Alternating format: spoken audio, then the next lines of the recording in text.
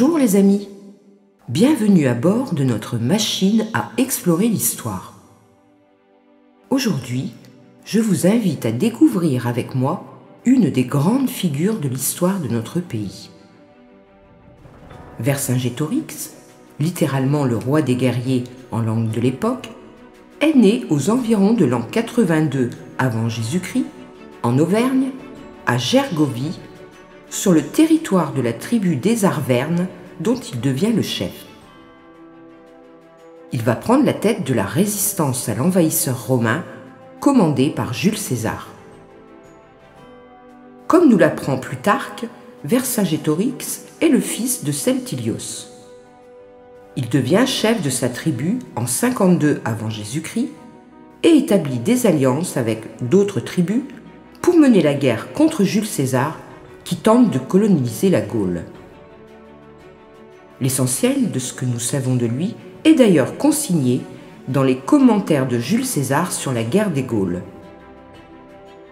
Les Gaulois de l'époque étaient un conglomérat de tribus indépendantes dont la localisation géographique se répartissait en 3 parties: les peuplades belges, aquitaines et celtes, soit un total de 10 millions d'habitants pour 60 tribus distinctes, qui toutes commerçaient et avaient des liens politiques avec Rome. Quelques-unes avaient fait allégeance complète à Rome et collaboraient militairement avec l'occupant. Vercingétorix, étant jeune, avait vu César envahir la Gaule et tenter de soumettre les Gaulois à l'autorité de Rome. Les Romains occupent le pays et envahissent le monde celte, poussant leur conquête jusqu'en Grande-Bretagne et en Germanie, et fixant la frontière de l'Empire sur le Rhin. Mais les Arvernes refusèrent de se soumettre à Rome, et en 52 avant Jésus-Christ, une guerre s'engagea qui durera 6 ans. Vercingétorix révoque la Pax Romana et revendique l'indépendance pour les Gaulois.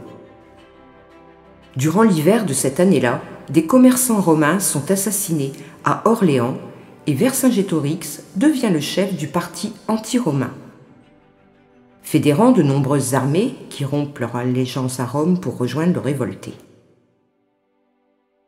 Jules César dénie toute autorité à Vercingétorix et le présente comme l'ennemi de Rome au Sénat romain, recevant de celui-ci les pleins pouvoirs pour le combattre. Vercingétorix va alors faire montre de son talent politique et militaire.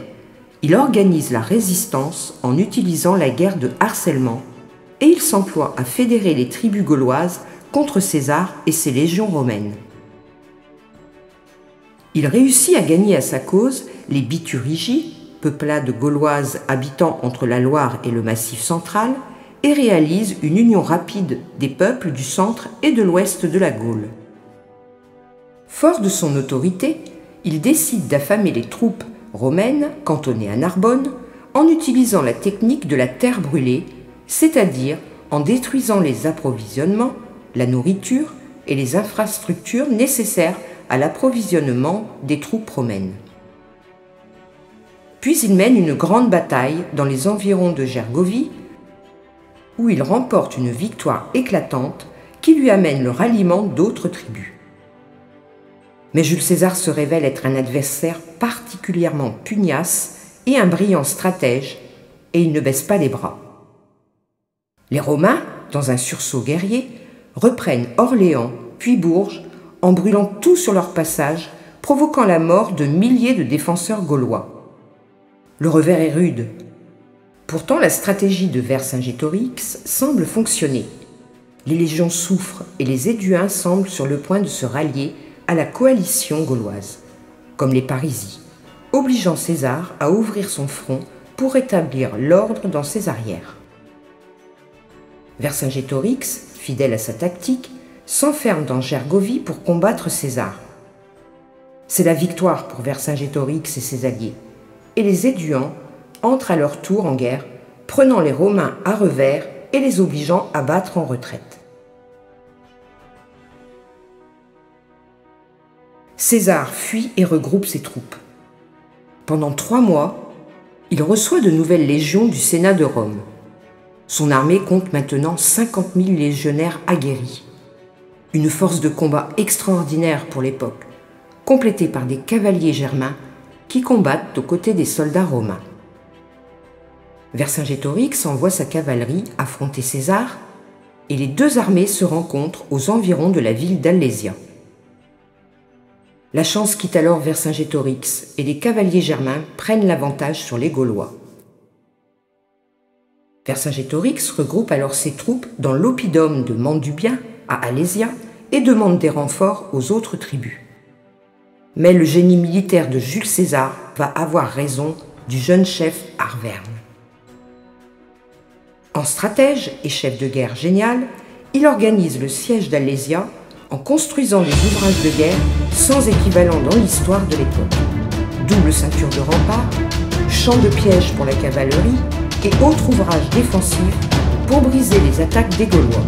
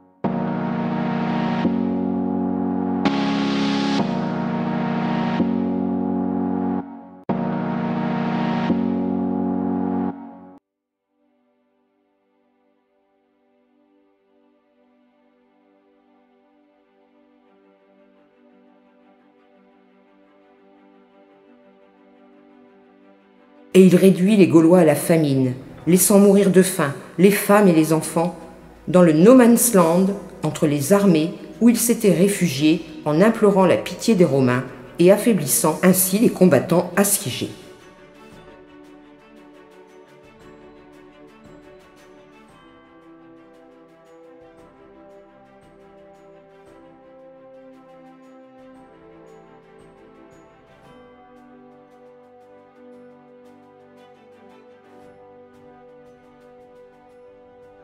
Si bien qu'au bout de 40 jours de siège, Vercingétorix se rend en personne pour apaiser César et implorer la clémence du vainqueur.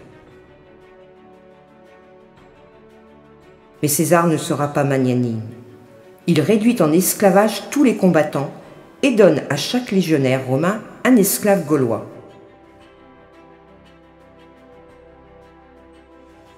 Vercingétorix sera enchaîné et mis au cachot. Exhibé derrière le char de César lors de son défilé triomphal à Rome, il sera exécuté sur ordre du Sénat après les festivités.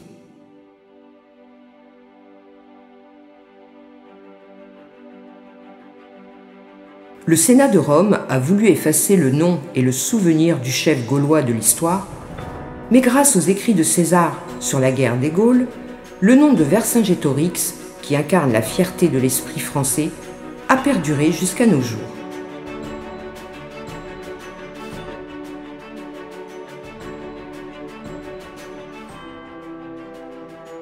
Et c'est Napoléon le IIIe qui fit dresser une statue en l'honneur du chef rebelle sur le site présumé d'Alésia en Bourgogne, et qui exalta le souvenir du grand chef militaire malheureux.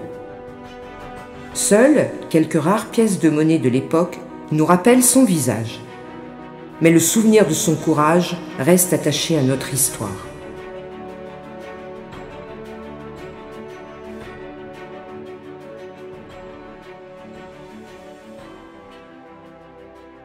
Je vous dis à bientôt, mes amis, pour un nouveau voyage dans notre histoire de France.